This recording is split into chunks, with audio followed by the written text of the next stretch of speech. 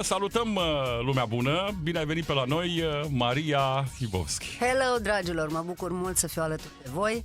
Îmi aud și o voce așa înfundată, că e vremea, să zic așa. Da, e foarte bine.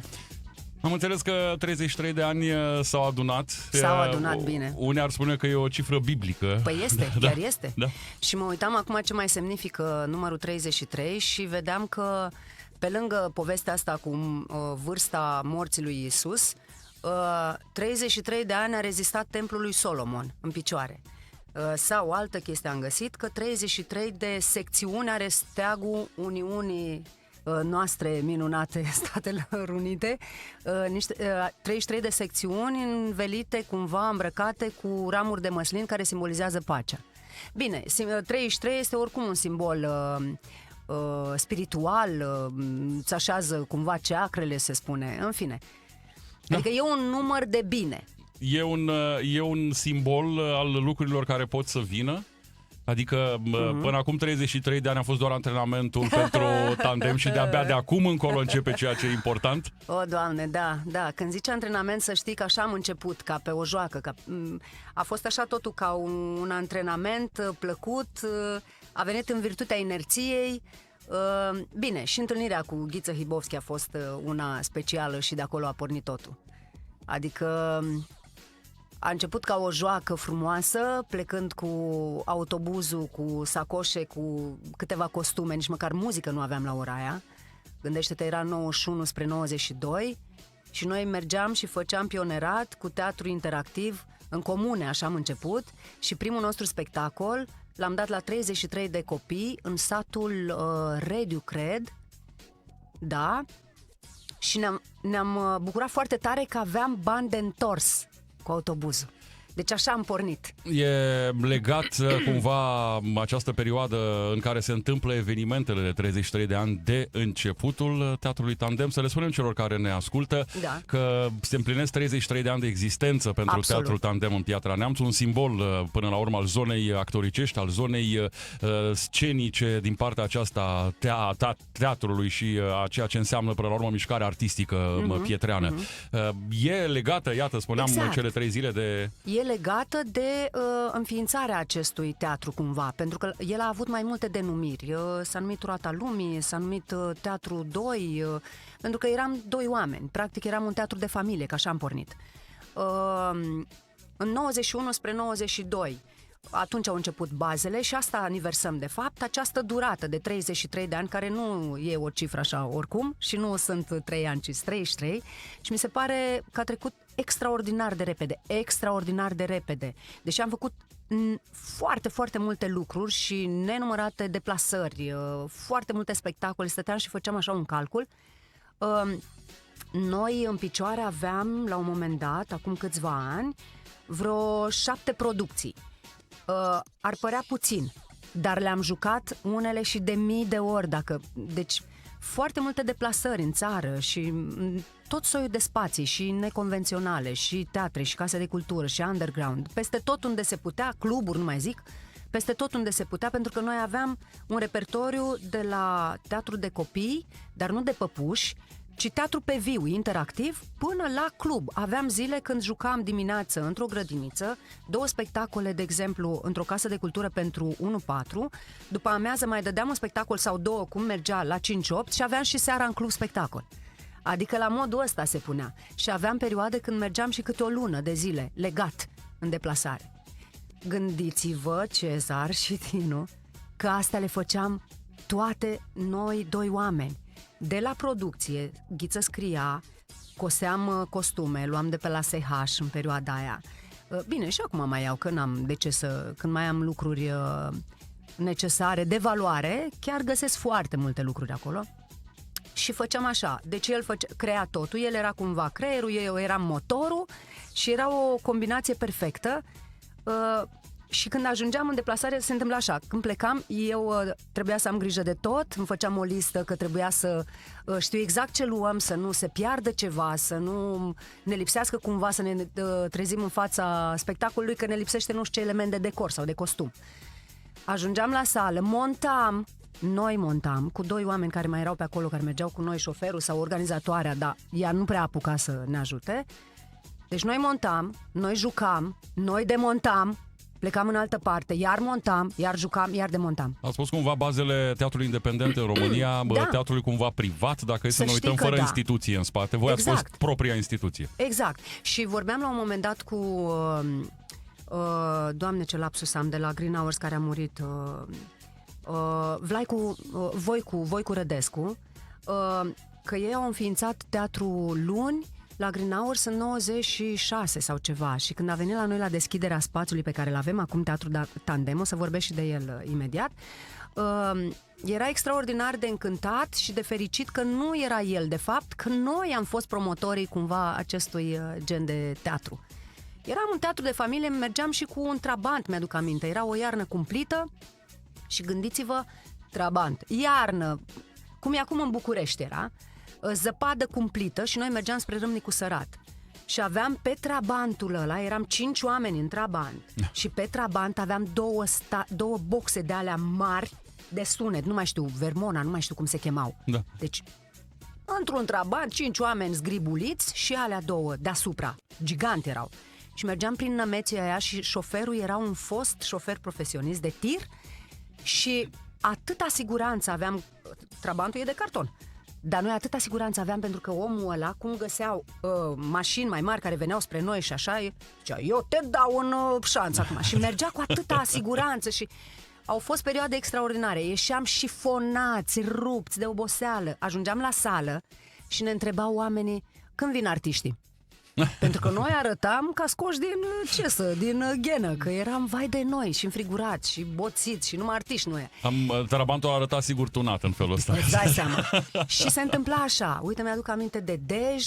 Au fost niște experiențe foarte faine în sensul ăsta. La cum arătam noi ca imagine și ce se întâmpla după aia pe scenă. Venea directoarea și oamenii de la Casa de Cultură, cum era atunci, sau dintr-un teatru, ne primeau cum ne primeau. Trimite-l și tu, Vasile, pune ștanga la domne acolo. Adică asta era atitudinea. Și stăteau în sală, vedeau spectacolul, o bucată din spectacol și după spectacol, erau momente când stăteau și la amândouă reprezentațiile și la tot ce dădeam în ziua aia. Iar la sfârșit ne primeau cu masă pusă, cu de toate. Că de unde suntem, că de unde am apărut, că ce-i cu noi. Asta era atmosfera. Iată eram noi. Cât de tare se schimbă paradigma în momentul în care începi să te informezi cu ghilimele de rigoare, valabil foarte, foarte bine și în zilele pe care le trăim. Stau să mă gândesc la un aspect pe care cred că l-ați întâlnit probabil de-a lungul a ceea ce ați făcut în activitatea voastră. Spațiile, că erau non-conformiste de-a dreptul, reprezentau adaptarea voastră la spațiu sau adaptarea spațiului la voi sau ambele? Întotdeauna noi ne adaptam la spațiu. Întotdeauna. Am jucat, uite, am avut Vișniec, Omul Pubelă, pe care l-am jucat ca premieră, așa am dorit Ghiță, el era foarte bun și scenograf, și lua premiul de scenografie, deși nu are patalama în sensul ăsta, dar știm foarte bine că nu trebuie să ai o hârtie ca să fii genial, și el este. Și a făcut scenografia în subsolul magazinului Petrodava. Acolo am dat noi premiera. Pentru că decorul însemna o ghenă de gunoi. Asta însemna. Și atunci am adus cartoane și era praf molos pe acolo și așa ne-am desfășurat. Deci, cumva adaptam scenografia, ideea spectacolului în funcție de spațiul în care jucam. Cezar. Da. Da, chiar mă întrebam cum de e așa de tăcut și de atent, știi? Mă faci să mă simt bine, că ceea ce spun eu e interesant. Când sunt lucruri interesante, da, reușesc și eu să tac. Felicitări în primul rând pentru cei 33 de ani de activitate culturală, artistică de calitate. Avem nevoie de așa ceva. Încă mulți de acum înainte. Da, așa să fie. Apropo, Dinu, spuneai de spațiu neconvențional. Noi aici suntem în spațiu neconvențional, asta e clar. Mai trebuie să vă spun așa pe scurt, că eu sunt omul cu vizualizarea și cu imaginea. Deci când am intrat aici așa, ca într-un lift, un pic mai mare, extrem de cald, Au ieșit băieții la o țigară și când au reintrat, unul a stat în picioare ca să intre celălalt. Adică mi se pare formidabil. Nu. Unul a fost Cezar, cel care a stat în picioare, Așa. că dacă n-ar sta Cezar, nu pot să trec sigur. Dacă era încă unul ca Cezar, poate ne mai descurcam. Da. Vreau să mi-amintesc și eu că tot la 33 de ani o colaborare pe vremea când eram la liceu, atunci era Petru Rare și acum e colegiu, cu Maria și cu Ghiță Hibovski, au adunat o... Eu cred, eu mi-amintesc. Am lucrat împreună? Da, era o scenetă, să-i spunem, poezii de Eminescu. Da, când a făcut liceul colegiu acum Rareș, nu știu câți ani. Da. Și eu eram bătrânul dascăl, trebuia să suflu cu gene ostenite seara lumânare. Ce interesant, deci nu mi-ai spus niciodată, n-am știut. Păi n-am avut ocazia. Și nu e prima oară când faceți 33 de ani. Eu eram student atunci, să știi, am venit special de la facultate să lucrez cu Ghiță treaba asta. Și a ieșit foarte frumos, eu mi-amintesc, după aia n-am. Atât de bine am jucat încât n-am mai fost invitat. Dar nici n-am mai venit noi acolo să jucăm. Dar nici nimeni altcineva, că eu mă așteptam mari regizori ai lumii să mă identifice. Și acum vrea de fapt să întrebe Cezar, de ce nu l-ați mai primit în trupă? Dar să știi, uite Cezar, îmi propun din toamnă, sănătoși să fim, îmi propun din toamnă să fac o trupă de maturi, pentru că am foarte multe cereri. Nu mă calific. Lasă pe alții să spună treaba asta. Îmi lipsește maturitatea, nu asta vreau să zic. Păi asta e bine. Asta e bine, că noi avem nevoie de ușoară imaturitate, ușoară, să nu ne ducem în altă zonă. A fost foarte frumos, asta vreau să spun. Au reușit cei doi să închege eu eram printre altele în echipa de basket al liceului. Îmi dai seama că dacă era să aleg între antrenamentul la basket și să vin la repetiții, cu arcanul la început. După care mi-a plăcut foarte mult. Deci mi-a plăcut foarte mult și chiar a fost foarte bine primită acea scenetă versul de Eminescu. Este extraordinar în ce privește textul și regia, este brilliant. El a făcut atunci tot. Eu n-am făcut decât să, știi cum, în perioada în care eu eram lângă el și îl ajutam, din punctul ăsta de vedere, nu mă numea nici asistent de regie. Stai că avea el o denumire cu cal de curse în engleză, zi-mi. Cal de curse, nu știu, nu știu. Ceva, nu știu, așa mă trecea pe afișă. Da, noi adică ne bucuram, eram ăla de curse, știi? Da, noi ne bucuram ori de câte ori veneai tu, că Ghiță era foarte enervant cu toate. Foarte sever, exact, și noi ne bucuram teribil. Pe noi am îmbrăcat într-un halat ponosit. Gata, mi-aduc aminte. Era un pluș așa, maro vișiniu. Maro vișiniu, da, roz în coate și da. Foarte interesant. Deci asta înseamnă, asta a fost ceea ce au reușit să facă cei doi foarte frumos, 33 de ani. Ce pot să vă spun? Sunt Andreea Marin. Două de Andreea Marin. Să nu plângem, zic, să nu plângem, da. Dar foarte interesant, chiar o surpriză, n-am știut de treaba asta. Și mi-aduc aminte cu mare bucurie. Era atunci director... Dacă nu mă înșel, era doamna Hirțe. Doamna Hirțe, da, dar nu mai țin minte câți ani erau. Era un glob pământesc la un moment dat, ținea o fată. Da, foarte fain și cu lumini era foarte interesant. Iată, mai bine de 33 de ani de atunci, doar 33 de ani de tandem, doar zic. Doar. Deci nici mie nu vine să cred. Ce a însemnat toată perioada asta și care ar fi, să spunem, punctele cu plus, punctele cu minus? A însemnat creșterea și evoluția mea profesională, spirituală și umană la propriu și a însemnat o acumulare de experiență formidabilă. A însemnat autodescoperire, a însemnat experiențe formidabile de neuitat, a însemnat definirea mea. Pur și simplu, toți acești ani au însemnat definirea mea, din toate punctele de vedere, pentru că eu nu mă văd făcând altceva, nu mă mai văd făcând altceva. Mă hrănesc cu asta, trăiesc din asta. Tot ce fac eu ține de artistic. În ultimul timp, când cumva ne-am separat și am rămas eu pe latura asta, tot ce se întâmplă cu mine e pe zona asta. Nu știu cum să o definesc altfel, de la clipuri, de la a gândi scenarii, oricum, de când lucrez cu cei de la Centrul pentru Cultură, 25 de ani concomitent, adică eu făceam și deplasări și 25 de ani la Centrul pentru Cultură, lucrând cu, ultima dată am avut 60 de elevi, acum am 30, 1, 4, 5, 8 și liceu. Concomitent, 13 ani, am lucrat și la 3 grădinițe și făceam spectacole în care intram și eu cu ei. Pentru că n-ai cum să faci spectacole, să le dai texte și atât. Trebuie să fii acolo, motorul viu și ei să te urmeze. Sigur ai inventat mașina de dilatat timpul. Dar vorbesc serios, acum când stau să mă gândesc, eu nu știu, ori pasiunea a fost...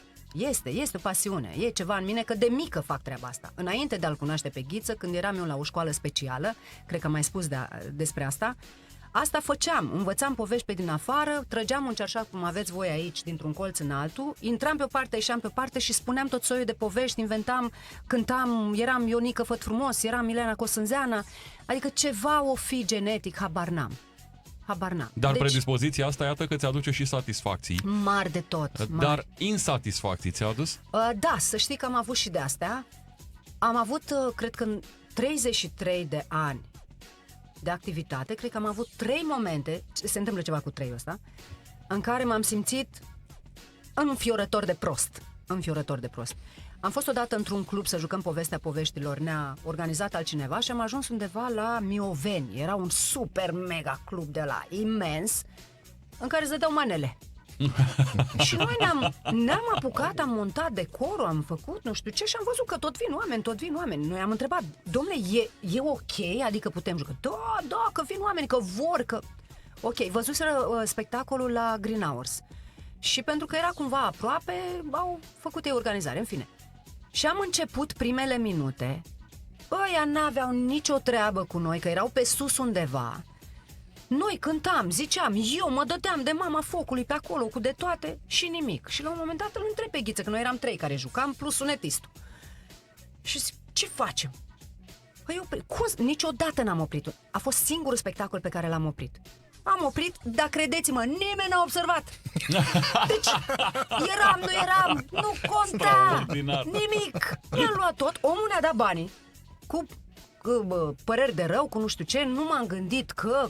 Zic, doamne, dar dacă ai manele, cine să stea, frățioare, să te asculte pe tine că zici niște treburi? Și ne-am luat și am plecat. Aia a fost o chestie. Stai că mi-au sărit din cap alelalte. De asta atât de...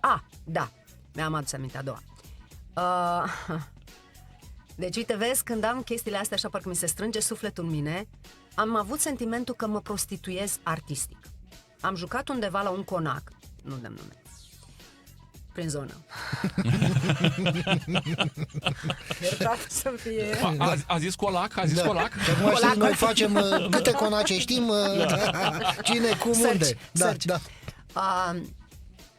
Tot povestea poveștilor, că e așa care s-a jucat extraordinar de mult și în foarte multe puburi, Așa?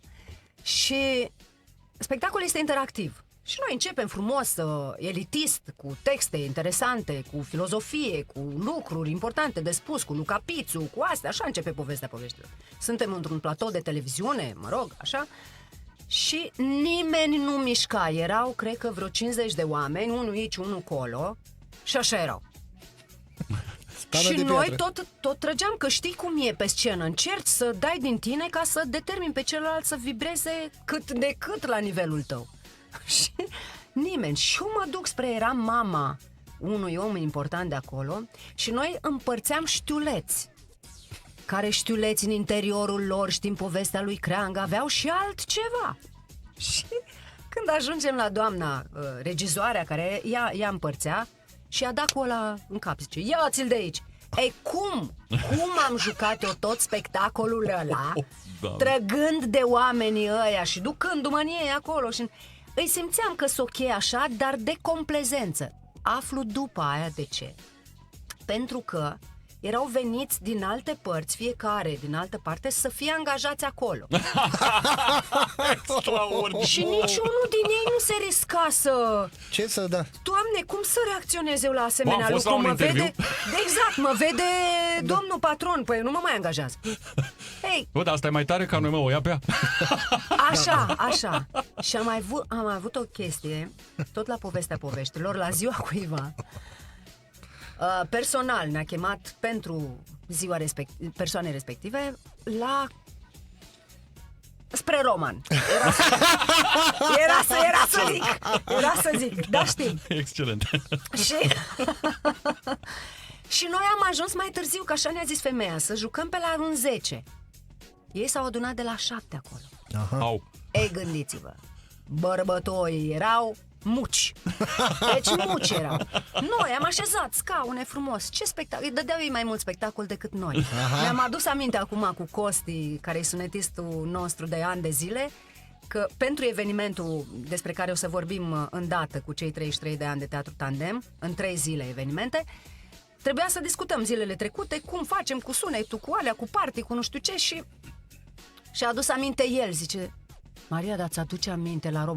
Aoleu, nu. Deci, și-mi povestea el, că eu multe dintre ele le-am uitat, dar sunt, sunt niște momente care... Și unul amuzant, când jucam prin 98, în Ardeal, jucam Tinerețe fără bătrânețe, un spectacol delicios, Doamne, un text atât de frumos, făcut de Ghiță, o dramatizare, Doamne, îmi merge la suflet de câte ori mă gândesc, așa, de drag. Toate spectacolele noastre sunt interactive, că cu copiii, că sunt cu maturi, nu contează. Și luam Făt frumos din sală. Și eu eram la un moment dat Ghionoaia și Scorpia, că el trebuia să treacă peste țara tinereții, să ajungă să lupte cu aia nu știu ce. Și eu mă luptam efectiv cu băiatul. Atât de în plin a luat rolul, bine, dar asta s-a întâmplat de multe ori, încât mi-a dat niște pumni în gură, credeți-mă, de mi-a curs sânge. Și eu aveam o replică care suna așa: îți dau un scris cu sângele meu. Și cum îmi curgea sânge, m-am luat de aici și făceam: îți dau un scris cu sângele meu, știi? Deci da, au fost și de astea amuzante, dar nu, n-a fost dureros, a fost amuzant. S-a dus un pic de sânge, nu contează. Și mai e o fază amuzantă, de exemplu. La Dănilă Prepeleac, eu eram profesoara Racu și doamna Dracu. Se schimba imediat cumva. Și la fel luam copiii interactiv și eu mă luptam cu ursul. Nu, eu eram ursul și mă luptam cu alt urs, iepurile și mă rog. Și la lupta cu ursul era trântă, 1 la 1. Și mă trântea ăla așa de tare, aveam momente când abia mă mai ridicam de jos, știi? Deci eu trebuia să mă ridic amețită, dar uneori chiar eram amețită. Era amețită de-a bine, da. Revenim la Tandem, revenim la 33 de ani, revenim, iată, la 3 zile de evenimente. Avem ultimele 3 zile din februarie. Vrei să dai startul primăverii? Februarie este luna în care m-am născut eu și de fiecare dată când începe luna asta, nu pentru că cred că, se întâmplă ceva, ori înfloresc, ori cumva genetic vine în trupul meu și mă trezește, așa, e ca o trezire la viață, nu știu cum să zic. Și parcă am multă energie, parcă am, nu știu. Și atunci am zis: frate, asta e luna mea, asta trebuie să fie și luna Teatrului Tandem, pentru că mă definește. Și atunci am hotărât să fie ultimele 3 zile. Ar fi trebuit să dau cumva mai încolo, în martie sau, ca să fie practic 34 de ani ar fi numeric, dar am făcut-o pentru că am mai târâit-o noi, am mai nu știu ce, și atunci am zis 33. Și de-aia am hotărât 3 zile de final. Lumea se pregătește de intrat în primăvară. Mă gândesc că e oportun și din punctul ăsta de vedere. Dacă eu mă trezesc la viață în februarie, poate că lumea se pregătește pentru februarie și atunci prindem cumva și finalul lunii astea, știi? Eu zic că te-ai gândit la noi, n-ai vrut să ne concurezi, brandul Terra FM împlinește 34 de ani anul ăsta. Nu cred! Deci cum era să vin și să zic 34 de ani? Cum e de fapt, știi? Vrei să ne concurezi, Scriptic, așa e, 34. Da, și în aceste 3 zile, nu știu, se vede aici la cameră această mică trebușoară, aveam un afiș mare, dar bine că nu l-am adus, deci m-am conformat, vezi? Da. Exact ce trebuie pentru spațiul vostru. Și aici avem așa: Bobby Dumitraș în prima zi, pe 26, adică miercurea viitoare, la ora 19, în deschiderea căruia vor fi 2 eleve de liceu care fac teatru de ceva ani, una dintre ele face, cred că de 8 ani cu mine teatru, și care se pregătește să dea la regie. O să spun imediat că face și spectacolul din ziua următoare. Deci în deschidere ele au făcut un rost, evident împreună cu mine, ghidându-le și așa mai departe, însemnând teatru, vorbind despre Teatru Tandem, despre mine, ceea ce mi se pare foarte interesant, așa, și despre tot ce fac ei toți acolo. Și alaltă ieri am mai hotărât să fac bonus în prima zi, lansarea unei trupe de pop dintre elevii mei, care cântă foarte bine, cover-uri, au și vreo 2 piese ale lor, și am zis, dacă tot e eveniment Tandem, hai să pentru că scopul tandemului de câțiva ani încoace este și ăsta, de a lansa tinere sau mai puțin tinere talente care nu au fost descoperite.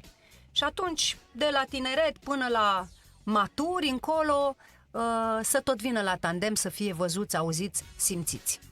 Așadar, 3 zile de evenimente, avem startul, care va fi un start, zic eu, efervescent, un start care aduce, iată, un vibe. Da.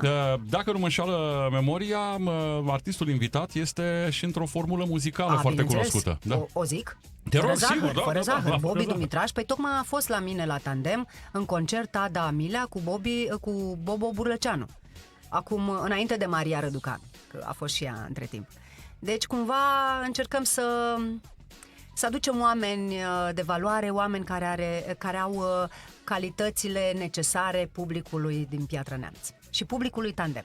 A doua zi de 33. Zi avem un spectacol de teatru făcut de liceieni cu această domnișoară Catrinel Șuba, care face teatru de 8 ani de zile, și aseară la primul șnur a pufnit-o plânsul și ne gândeam împreună de unde a pornit, din clasa a doua, a treia, nu mai știu cât era, și aducea ea aminte ce făcea în momentele alea, că avea o pancardă pe care o arăta cu un arătător, ceva cu un creion, și cum a ajuns astăzi să arate ea colegilor, pentru că a și regizat.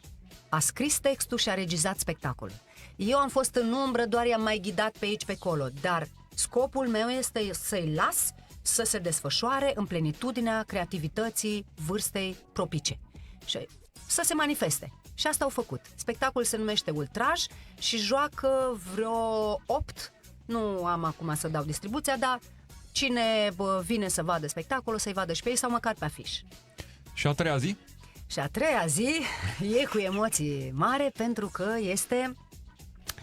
Încheiem la... toate aceste... 2 zile sunt la Teatru Tandem, 26, deci miercuri 26 și joi 27, și pe 28, la Hotel Ceahlău, va avea loc performance-ul meu, care se numește Manifest pentru Artă 50+, cu care am fost la festivalul Baia Mare Atelier, care, iată, acum a luat uniterul pentru realizarea și consecvența acestui festival, făcut de Radu Macrinici de la Baia Mare, și care între timp a fost invitat la Arad, la Underground, și mai aștept 2 răspunsuri de la Sibiu și de la Timișoara.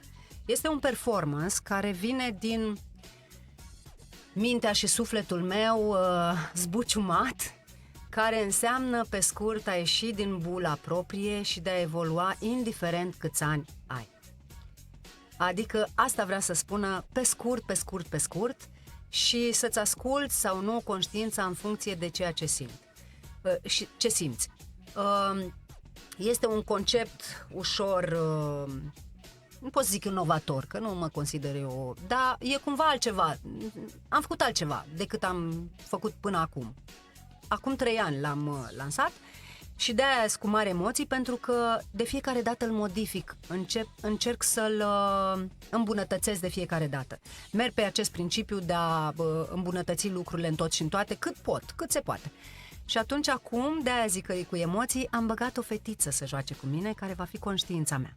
Interesantă, abordare. E în clasa a doua, are 8 ani și e un pic cu emoție, dar sunt absolut sigură că va fi foarte, foarte bine. Și party-ul, pentru că mi-am dorit foarte tare să fie o încheiere așa, cu artificii, dar nu cu artificii de alea, ci cu artificii din interior spre exterior, o să fie la hotelul din centru, pot să zic? Da. Hotel Central, la o sală destul de generoasă, în care ne vom bucura. Am 3 DJ, pot să-i spun că, nu știu dacă... Alex Rusu din Iași, care este foarte cunoscut și foarte bun. Unul de aici care se numește Zen, e fost elev de-al meu și care mă mai ajută la sunet și cu care am făcut un documentar în vara asta, Natur Art se cheamă. Am îmbinat arta cu curățenia spațiilor în care viețuim, și cu elevi de-ai mei de la cursuri. Și mai este unul, îmi scapă numele, tot de prin Iași, ceva cu Nick Love, nu mai știu cum, dar sunt 3 băieți foarte pricepuți și o să vină Nick Love ăsta, cum îi zice lui, că nu mai știu așa. Vine cu soție care va și cânta. Iată, un eveniment complex cumva. Da. Un eveniment care aduce la oaltă prietenii Tandem. Apropo de asta, lasă-mă să mulțumesc, nu o să dau nume pentru că știu că nu e voie, dar vreau să mulțumesc și dacă mă auziți, prieteni dragi, vă sunt extrem de recunoscătoare pentru că ați fost alături de noi, nu numai acum concret, dar toți anii ăștia. La performance-ul meu mi-am propus să chem toți oamenii, cât pot eu, 80-100 de oameni care au fost de-a lungul acestor 33 de ani alături de noi. Și ne-au sprijinit în tot felul de... Păi teatrul ăsta Tandem nu s-ar fi construit concret, cum este acum, cu 70 de locuri maxim, cu 3 băi, cu foaier, cu sală, cu spațiu, cu nu știu ce, dacă nu aveam oamenii ăștia lângă noi. Și noi n-am avut bani când am construit. Deci când am pornit să fac, deci după ce am primit spațiu de la primărie, omul care era acolo mi-a zis, dar nu-ți faci nimic, îți trebuie numai 16.000 de euro să faci acte. Cum 16.000 de euro? Da, păi atât îți trebuie, ce crezi că... Da, bine, ok, îl fac.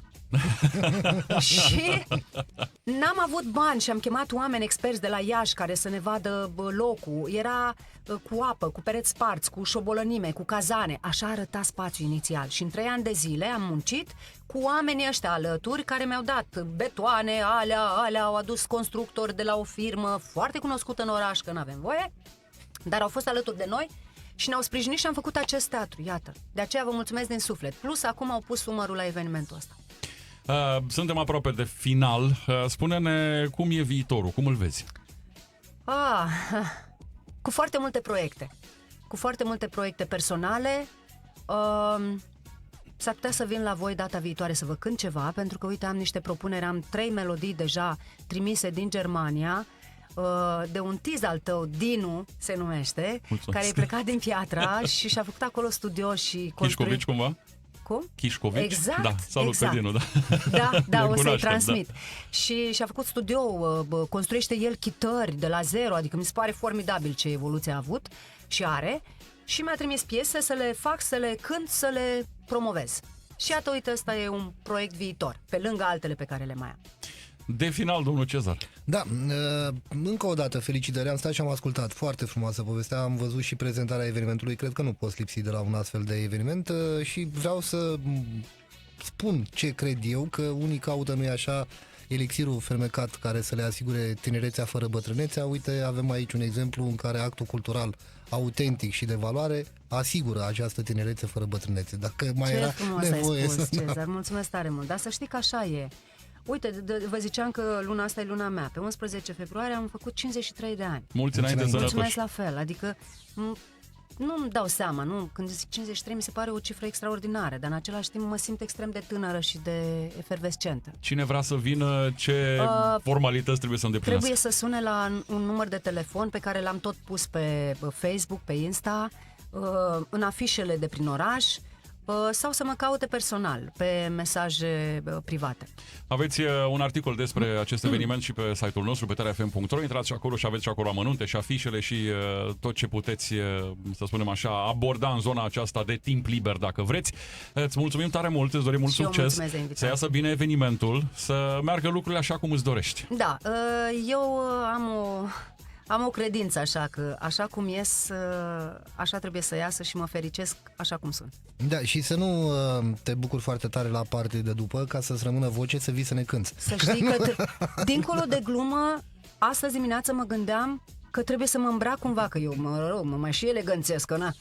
Și o să fiu foarte subțirel îmbrăcată la party și mă gândeam, Doamne ferește să nu răcesc, că dimineața am repetiție la teatru și am de cântat, chiar am de cântat cu acutei, cu nu știu ce, și zic, cum să fac eu, știi? Mulțumesc de... Da, așa e, așa e.